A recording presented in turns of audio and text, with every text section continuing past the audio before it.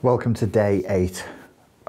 By now, you'll have got into the swing of this, and I imagine it'll be fairly easy. You can see that we're going through a series of interrelated concepts that move you in a direction, but in a way, I hope, or my intent is that it doesn't take away your agency. Like, I'm not doing it to you or for you. There isn't a system or a structure that's doing it to you or for you.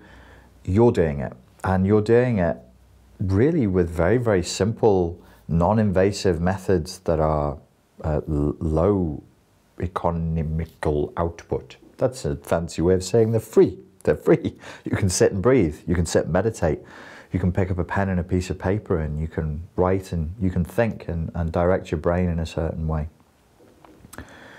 And I would suggest that there is a magical property to that, magical in the sense of being transformative in line with a certain intent to that. Once you've written down where you would like to go and you've made it clear to your own self what your values are, you can see transformative forces bubbling up from out of the unconscious. I claim that it is your time and your attention that are the magical energies that power this. I'm speaking euphemistically. I'm being slightly facetious. I'm not saying anything that I couldn't deny at a later date.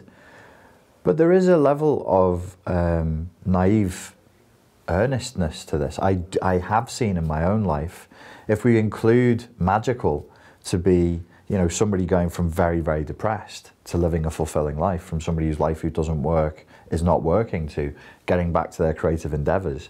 In that sense, I mean it sincerely, I mean it naively. These things can be magical. What we spend our time and our attention on matters. If we do that conscientiously, with intent and thoughtfully, magical things, in the sense that I've just defined magic to be, show up in our lives. This is real alchemy. The idea of turning lead to gold was never literal. The philosopher's stone wasn't ever supposed to be understood literally. It was metaphorical. Lead is the baser instincts. Lead could even be said to be calcified, solidified trauma and traumatic responses over time. Gold is freedom. Gold is consciousness. Gold is awareness. From the unconscious to conscious, from darkness to light, from the unrefined to the refined. Interestingly enough, we're shooting this in Prague, which was a center for alchemy at a certain time. It was renowned for being the place to go in Europe for alchemical training. There are even alchemical tours you can take around Prague, where they take you through the different stages and different locations of the alchemical process, which is a process of purification. But the crucible that burns, alchemists had crucibles. They had these things into which you could pour elements. It's like basic science, basic chemistry from back in the day, from which alchemy, the word alchemy comes. It's Arabic. It's alchemy is in its root is the chemistry, which is the same root as chemistry, chemi.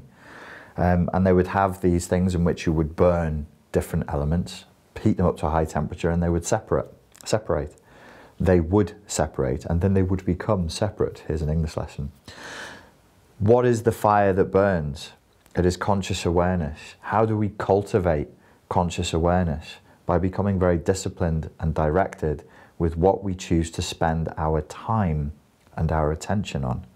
What are you spending your time and your attention on? That's the question for today. Ladies and gentlemen, thank you very much for your time and your attention that you've spent on this video. And I look forward to speaking to you again tomorrow. Cheers.